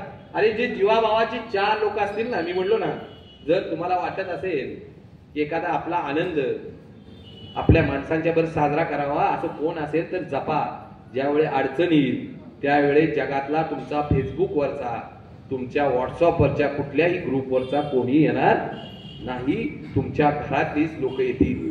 आमच्या आयुष्यात प्रत्येक गोष्ट आम्हाला त्या ह्यानं पाहिजे. आणि काही करा, मी मगाशी म्हणलं काही करा, पण जे करतोय ना 100% देऊन करा. मला एक सांगा, मी मागाशी काय म्हणलो, तो मोबाईल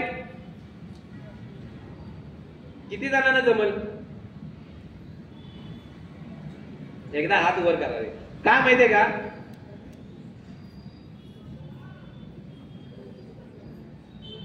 करा तुमच्यासाठी एकदा जोरदार त्यांच्यासाठी टाळ्या तरी वाजवा. काय माहितीये का, बाकीच्यांनी डॉक्टर बघा. एक सांगतो, तुमच्यासाठी नाही, जगून झालंय आपलं आता उद्याच्या पिढीसाठी.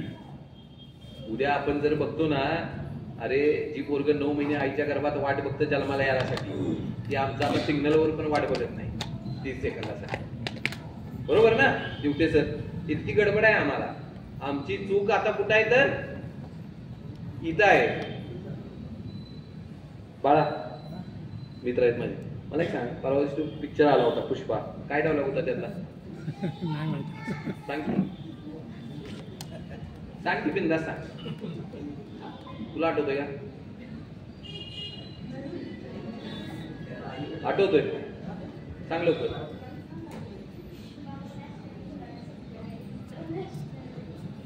झुकेगा नाही साला. हा, नात्यात ज्याला चुकायचं कळत नाही ना, ती नातं कधी टिकत नाही.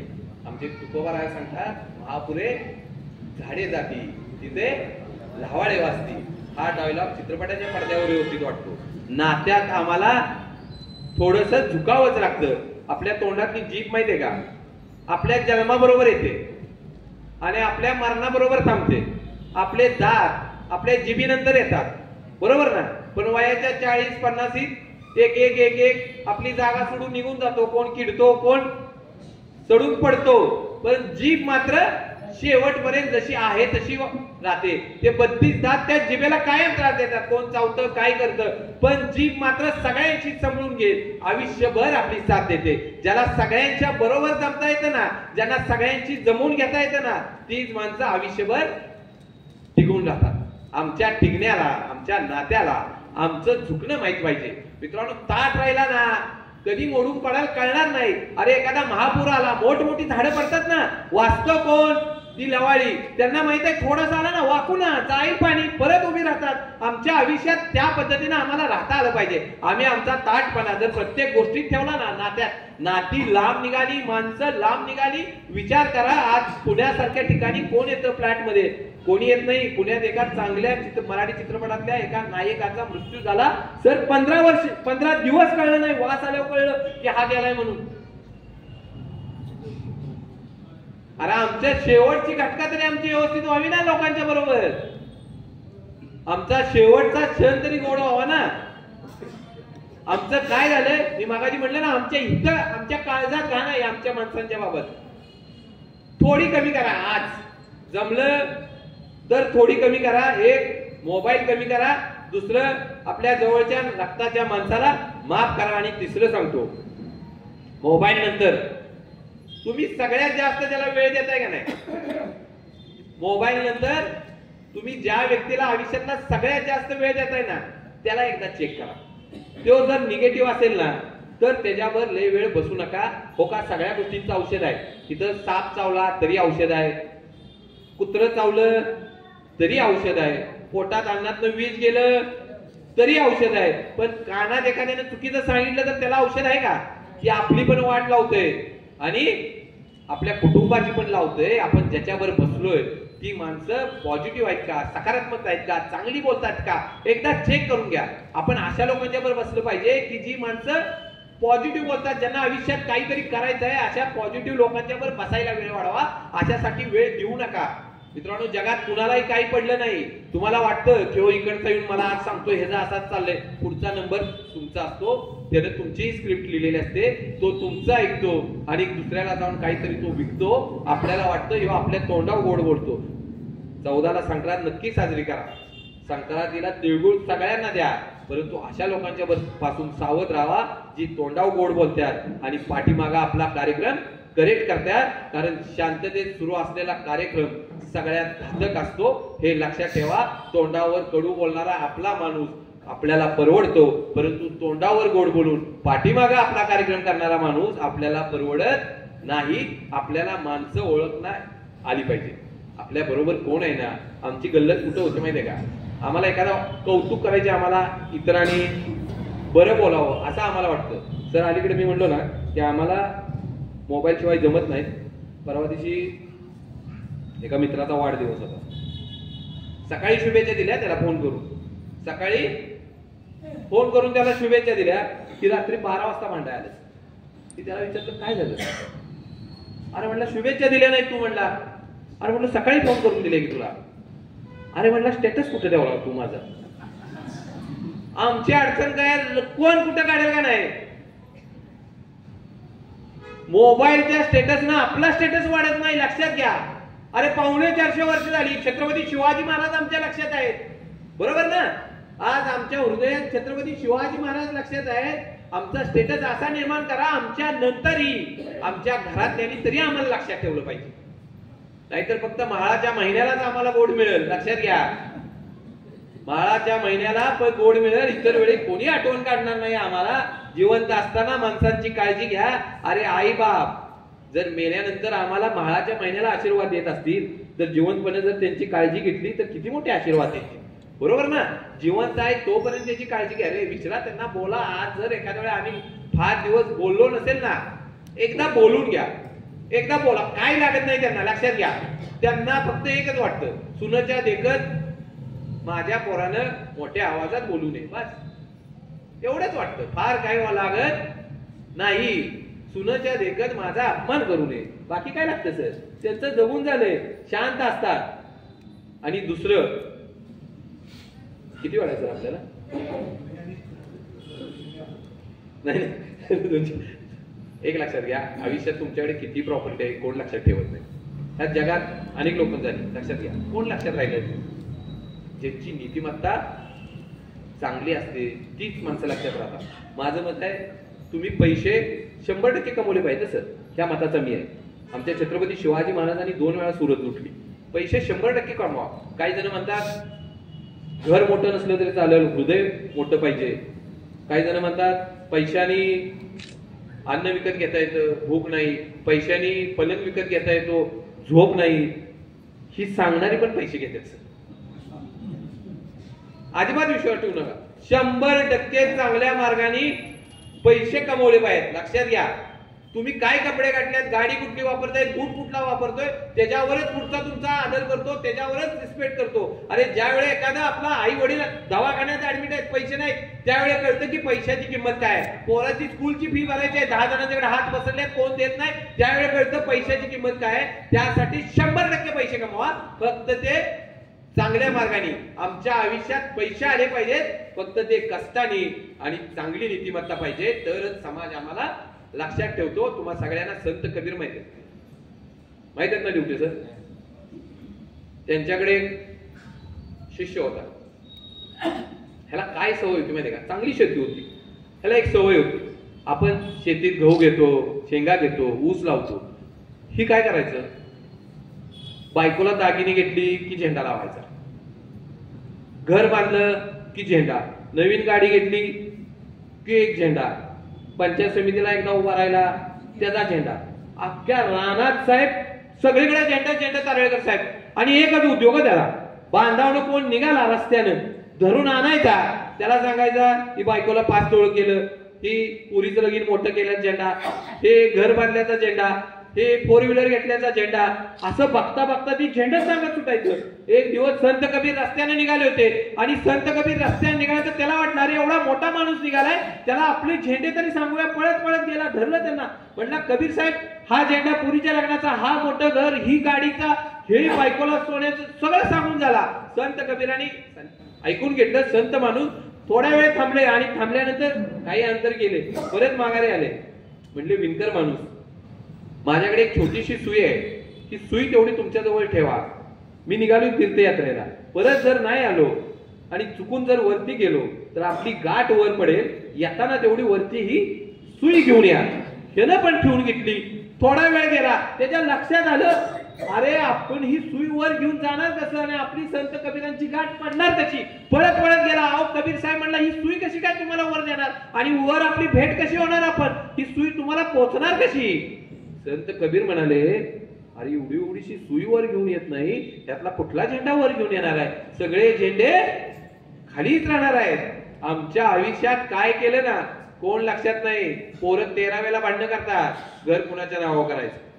लक्षात घ्या, आमचं मृत्यू झाल्यानंतर आमचे डोळे 4 तास जिवंत राहतात. त्याच्या अगोदर आमचं हृदय, आमचं बाकीचे एक एक अवयव निकामी होतं, फक्त डोळे जिवंत राहतात. आमच्या बाजूची आजूबाजूची रडणारी बघून देखील आहे ना आम्हाला असं वाटत असेल अरे किती मोठा क्षण आहे, किती मोठी लोक आमच्यावर प्रेम करतात, त्या डोळ्यांनाही वाटत असेल. पण ती प्रेम तुमच्यावर करत नसत्या, ती एवढ्यासाठी वरडत असत्या लवकर आवरा, किती वेळ बॉडी ठेवणार आहे. आम्हाला वाटतं की ही आमच्यावर प्रेम करतात. नाही, तुम्ही जोपर्यंत इतरांशी व्यवस्थित आहात ना तोपर्यंतच लोक तुमच्यावर आहेत. अलीकडे ज्या घराला तुम्ही कष्टात वर केले ना 5 तास घरात पण ठेवत नाही. आम्ही एखाद्या हॉस्पिटलमध्ये फ्रीजर बघतो आणि तुमची रवानगी तिथं करतो. कोण ठेवतं, तुम्ही गेल्यानंतर कोणी विचारत नाही. मित्रांनो 13वेला सगळे संपलं रे, सगळं संपलं. इकडे जन्म इकडे मृत्यू, नुसतीमध्ये टगडक टगडक असते, कोणी लक्षात ठेवत नाही. किती जणांच्या लक्षात राहणार आहे आम्ही. असं काहीतरी कमवा की फार फार तर आमच्या नातवाचं तरी नाव, नातवानं तरी आमचं नाव लक्षात ठेवावं ना. मी म्हणत नाही 100 पिढ्यानंतर आमचं नाव लक्षात ठेवावं. आज आमच्या पोरांना द्यायचा आहे ना तो संस्कार द्या, की एकदा संस्कारात कमी पडलो ना अवघड आहे, मग तुम्हाला माफी नाही. आमच्या संसारात आम्ही प्रत्येक गोष्ट करताना आमच्या बरोबर आमची नाती जपा. ज्या घरात आजी आजोबा नावाचं संस्कार पीठ आहे तीच घर सुखी, कारण त्याच घरात संस्कार सांगितले जातील. आम्ही आज आणणार आहे कुठं मोबाईल मध्ये मिळते का. एखादी रील बघून आयुष्य ठरू शकत नाही सर, कुणाची तरी रील बघून आयुष्य ठरू शकत नाही. एखादी रील बघून तुम्हाला मोटिवेशन मिळू शकत नाही. मग बापाचं मोटिवेशन नाही काय कळत आम्हाला. बाप आमच्यासाठी 10 तास राबतो, आम्हाला आईचं मोटिवेशन कळत नाही का आम्हाला.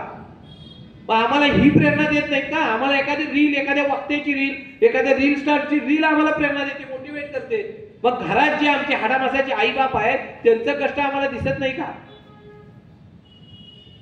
एकदा ते दिसलं ना आयुष्यात फार काही लागत नाही. आयुष्यात कळतं कसं जगायचंय. अलीकडे सर अशी परिस्थिती झाली ना, आमच्या आईला पोरग 4थीला असल्यापासूनच वाटतं पोरानं डॉक्टर व्हावं, पोरानं IAS व्हावं, पोरानं IPS व्हावं. 4थी पासून पोरं अकॅडमीला ठेवले.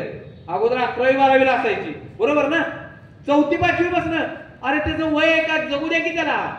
किती कंफर्ट मध्ये आणणार आहे आम्ही पोरं. अरे छत्रपती शिवाजी महाराज अफजल खान चालून आलाय, जिजाऊ आऊसाहेबांचा आशीर्वाद घ्यायला गेले. जिजाऊ आऊसाहेब म्हणले का शिवाजी राजे तुम्ही जाऊ नका, यावेळेस तानाजींना जाऊ द्या. नाही, जिजाऊ आऊसाहेब म्हणले राजे तुम्हाला जावं लागेल, कारण यांनी तुमच्या वडिलांचा अपमान केला होता. राजे तुम्हाला जावं लागेल, तुमच्या भावाच्या मृत्यूला हाच कारणीभूत आहे. राजे तुम्हाला त्याला ठार मारावं लागेल. मित्रांनो जिथं आईनं जगायला शिकवलं ना, मरायला शिकवलं ना, ती पोरच 450 वर्षानंतर जिवंत राहिलं. अलीकडे जर पोरग ट्रिपला घालवाय आई गेली का नाही तर आई म्हणते पोरा मध्ये बस. एका ड्रायव्हर काकांना पोरग आता ट्रिप चालू आहे सगळीकडे, एक आई अशी घालवाय गेल्यानंतर त्या हेल्पर काकाने म्हणली पोराला मध्ये बसवा. हेल्पर काका म्हणले कुठेही बसले तर काय अडचण आहे. नाही म्हणली मध्ये बसलं म्हणजे कसं होतं, पुढनं कोणी टोकर मारली तरी तो सुरक्षित, मागणं कोण धडकलं तरी तो सुरक्षित. आमची पोरं आम्ही सुरक्षित करत आहोत. आम्ही आमच्या पोरांना एका चौकटीत त्याला काय लागतंय बघितलंय का कधी आहे, त्याची काय इच्छा आहे हे बघा, तरच आम्हाला कळेल आमच्या पिढीला गरज आहे. आयुष्याच्या एका वळणावर आम्ही जर हे जगायला शिकलो ना तरच उद्या आमची पिढी बिघडली नाही, भरकटली नाही, म्हणून आम्हाला कोण नावं ठेवणार नाही. एक लक्षात घ्या, तुम्ही जे केलंय तेच पुढच्या पिढीत तयार होतं. आम्हाला शुगर झाली असेल आणि आम्ही एखाद्या वेळी डॉक्टरकडे दाखवायला गेलो, डॉक्टर म्हणतो शुगर टेस्ट करा. करायच्या अगोदर काय विचारतो माहितीये का? घरात कोणाला होती का? काय विचारतो? घरात कोणाला होती का? पोरगं चांगलं पाहिजे असेल तर तुम्ही चांगलं व्हा. मी म्हणलो ना, शुद्ध बीजापोटी फळे रसाळ गोमटी. आणि आयुष्यात जिथं निघालाय ना, श्रद्धेनं एकत्वानच बस. आमच्या घरात आम्ही एकत्वानं. आमचं काय होतंय, आम्ही देवाच्या दर्शनाला जातो पण आमचं लक्ष असते चपलीवर. कसं देवापर्यंत पोहोचणार हो? आम्ही काय करतो, आमच्या चपल्या कोण नेईल का? अरे देवाच्या दर्शनाला निघाले म्हणजे तुम्हीच देव ना, म्हणा ना मीच देव. देव पाहायला गेलो आणि देवच होऊन आलो. देवाच्या दर्शनाला निघालाय, देव वेगळा नाही, तुम्हीच देव. आयुष्यातल्या घटनेत आमचं घर हेच आमचं मंदिर असायला पाहिजे, आमची माणसं हेच आमचं दैवत असायला पाहिजे. मित्रांनो, आयुष्याच्या प्रत्येक आमची माणसं असतील तरच जग आहे. मी मागासपासून सांगितलं, आपलं जग, आपलं आयुष्य इतरत्र शोधत बसू नका. आणि जाता जाता एक गोष्ट सांगतो आणि थांबतो. जगात सगळ्यात श्रीमंत माणूस कोण माहित आहे? कोण? एखाद्या वेळी आयसीयू मध्ये जावा. आयसीयू मध्ये गेल्यानंतर त्याला विचारा, एखाद्या श्रीमंत माणसाला, ज्याची कोट्यावधीची प्रॉपर्टी आहे ना, आणि जो आयसीयू मध्ये असेल त्याला विचारा, जगातला सगळ्यात श्रीमंत माणूस कोण? तो सांगेल, जगातला श्रीमंत माणूस तो की ज्याची शरीर नावाची संपत्ती चांगली आहे. लक्षात घ्या, वयाच्या 60 आणि 65 नंतर आपल्याला आपल्या नातवावर खेळता आलं पाहिजे. वयाच्या 60 आणि 65 नंतर आपल्याला आपल्या मित्रांच्या बरोबर ट्रिपला जाता आलं पाहिजे. वयाच्या 60 आणि 65 नंतर आपल्याला घरात कळकळून हसता आलं पाहिजे. वयाच्या 65 नंतर आपल्याला इतरांच्यावर डिपेंड नाही राहता आलं पाहिजे. आपल्या सगळ्या क्रिया करायसाठी दुसऱ्याचा हातभार नाही लावायचा. एवढं दिलंय ना, ह्याची किंमत काय माहितीये का तुम्हाला? एखाद्या पै पाहुण्याची किंवा शेजार पाजाराची बायपास झाली असेल, त्याला विचारा बायपासचा खर्च काय? साहेब 8 लाख रुपये येतो बायपासचा खर्च. काय असते हो बायपास? शरीरात खराब झालेली रक्तवाहिनी काढायची आणि त्याच्या जागी नवीन रक्तवाहिनी जोडायची शरीरातलीच. त्याचा खर्च आहे 8 लाख रुपये. किती रक्तवाहिनी आहेत तुमच्या शरीरात? किती आहेत? अहो, कोट्यावधी रक्तवाहिनी तुमच्या शरीरात. बेरीज करा, 1 8 ती कोट्यावधी किती झाली? किती या प्रॉपर्टीची किंमत आहे? दिलंय का लक्ष कधी? काय बघितलंय कधी याच्याकडे? आमचं फक्त काय आहे, मला इतरांच्या पेक्षा कमी मिळालंय. आम्हाला वाटतं की मला 5 फूट 3 इंच मिळाल्या, 5 फूट 6 इंच पाहिजे होती. मला त्याच्यासारखं नाक पाहिजे होतं. अरे एवढाच कलर चांगला असतो तरी वाटतं मी अजून गोरा पाहिजे होतं. अरे जे दिलंय त्याच्यात समाधान माना ना. अरे कोट्यावधी रुपयांची इस्टेट आहे, कोट्यावधी रुपयांची इस्टेट आहे, जपली पाहिजे. एखाद्या वेळी डॉक्टरला विचारा, बायपासचा खर्च किती आहे? ईश्वरानं जन्माला घालताना तुम्हाला कोट्यावधी रुपये घेऊन जन्माला घातलंय, त्याची नीट काळजी घ्या. त्याची नीट काळजी घ्या. काय नाही हो का, तुमचं शरीर चांगलं असेल ना, प्रॉपर्टी कधीही कमवता येईल. आज अलीकडे काय झालंय, माझ्या छत्रपती शिवाजी महाराजांनी 50 वर्षात स्वराज्य निर्माण केले. 50. आयुष्यातलं सगळं जाऊ द्या, नव्याने निर्माण करता येतं, काही जात नाही. तुम्ही व्यवस्थित असला ना, सगळं गेल्यानंतर देखील परत नव्यानं उभारता येतं. माहितीसाठी सांगतो, पुरंदरचा तह झाला छत्रपती शिवाजी राजांना. 70% स्वराज्य मोगलांना द्यावं लागलं. 23 किल्ले दिले. जे रात्रीचा दिवस करून मावळ्यांच्या रक्तातनं जे स्वराज्य निर्माण केलं होतं ना, ते 70% मोगलांना दिलं. अरे संपलं सगळं, फक्त किल्ले राहिले 12. सामान्य माणूस असता विचार केला असता, अरे गेलं माझ्या आयुष्यातलं सगळं, आता राहिलं काय? संपलं. एक शांत बसला असता. छत्रपती शिवाजी महाराज 2 पावलं मागे आले. मित्रांनो, ज्यावेळी पुरंदरचा तह झाला होता, किल्ले राहिले होते 12 आणि पुरंदरच्या तह नंतर माझ्या छत्रपती शिवाजी महाराजांचा राज्याभिषेक झाला. दुर्गराज किल्ले रायगडावर 9 वर्षांनी किल्ले होते 361. मला सांगा, 12 किल्ले एका बाजूला आणि एका बाजूला 361. आयुष्यात एवढं केल्यानंतर परत नव्यानं करता आलं. तुम्ही जर व्यवस्थित असाल तर आयुष्यात सगळं करता येतं. सगळं कधीच संपत नाही. आणि कायम लक्षात ठेवा, ईश्वर त्याच्याच वाट्याला संकट देतो ज्याची ती पेलायची ताकद आहे. देवाला फक्त एवढं सांगा, देवा संकट किती पण दे, फक्त तुझा हात डोईवर ठेव, अख्खं जग जिंकायची तयारी आहे माझी. बस. संकटाला घाबरू नका. लक्षात घ्या, संकट त्याच्याच वाट्याला येतात ज्याची ती पेलायची लायकी असते. अरे येड्या कमळ्याच्या वाट्याला संकट येतात का? तो आला काय आणि गेला काय? त्या भूमीला काय फरक पडलाय? अरे देव तुम्हाला फक्त टेस्ट करतो रे, याची लायकी आहे का, ह्याला काहीतरी द्यायचं आहे, ह्यो बघतोय का? मित्रांनो, संपत नाही आम्ही, तुमचं संपणं म्हणजे अंत असती प्रारंभ, नवीन स्टार्ट. कायम लक्षात घ्या. अरे दूध जेव्हा नाचतं ना, जेव्हा फाटतं ना, त्यापासून पनीर होतं. काय किंमत आहे पनीरची? अरे दुधापेक्षा 4-5 पटीनं पनीरची किंमत आहे. दुधापासून ज्यावेळी दूध नाचतं त्यावेळी चीज होतं. काही पटीने दुधापेक्षा किंमत जास्त आहे. अरे आमची द्राक्ष ज्यावेळी फर्मंट केली जातात, ज्यावेळी नाचतात, त्या द्राक्षापासून, खराब झालेल्या द्राक्षापासून दारू होते. काही पटीनं दारूची किंमत द्राक्षापेक्षा जास्त आहे. ज्यावेळी सगळं संपतं तेव्हा ईश्वर तुमच्यासाठी दुसरा दरवाजा कायम तयार ठेवतं. फक्त आपण ठरवायचं आहे माघारी फिरायचं का दुसऱ्या दरवाज्यातनं आपल्या यशाकडे जायचं. तुमचा शेवट, तुमचं नवीन स्टार्ट असतोय. कायम लक्षात ठेवा, ईश्वर कधीही कुणाला संपवत नाही. ईश्वर कायम तुमची संकटातनं तुम्हाला तयार होण्यासाठी बळ देत असतो. फक्त त्या काळात आम्हाला आमच्या स्वतःवर विश्वास व्यक्त करता आला पाहिजे. कायम लक्षात, मी मगाही सांगितलं, कुठलीही वेळ आयुष्यात एकसारखी नसते. आज तुम्ही राजा आहे ना, उद्या कधी रंग व्हायला माहित नाही. अरे जेव्हा सूर्यास्त होतो ना, तेव्हा सूर्योदय ठरलेला असतो. पण ज्यावेळी सूर्योदय होतो ना, त्यावेळी आपल्याला मस्ती नसावी. आणि ज्यावेळी सूर्यास्त होतो त्यावेळी आपल्याला दुःख नसावं. कारण आपल्याला माहित पाहिजे उद्या आपल्याला नव्यानं उडवायचं आहे.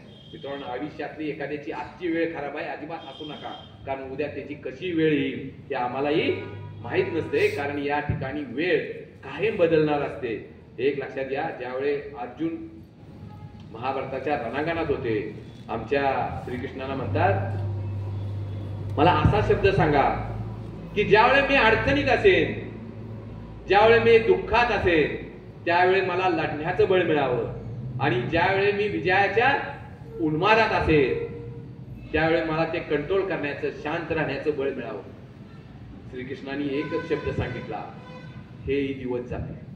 आयुष्यात कायम लक्षात ठेवा, प्रत्येक दिवस हा बदलणार असतो.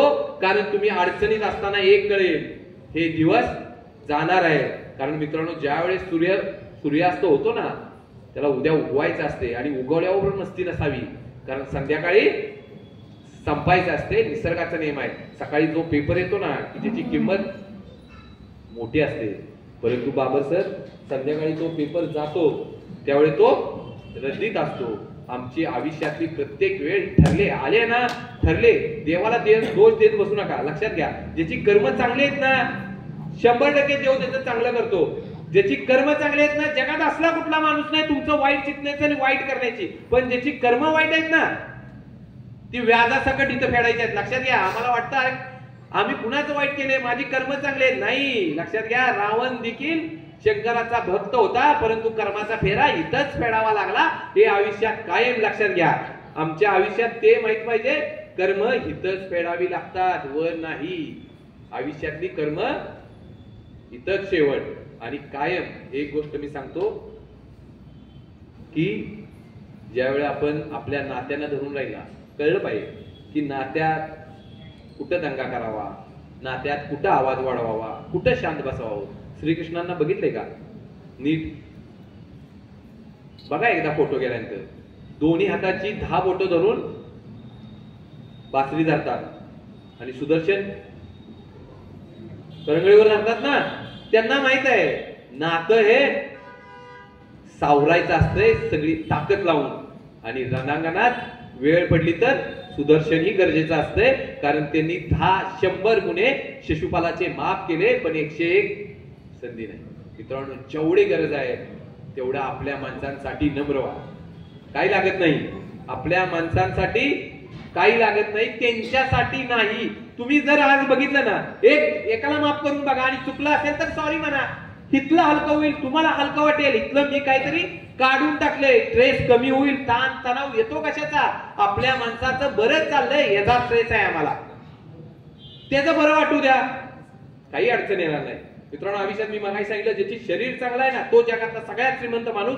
आणि जगातला तोही श्रीमंत माणूस, जगातला सगळ्यात तो श्रीमंत माणूस ज्याच्याकडे प्रॉपर्टी आहे त्याच्यापेक्षा ज्याला मनातलं सांगणारा एक बरोबर आहे ना, तो जगात सगळ्यात श्रीमंत माणूस. आमच्या बरोबर कोण आहे का बघा.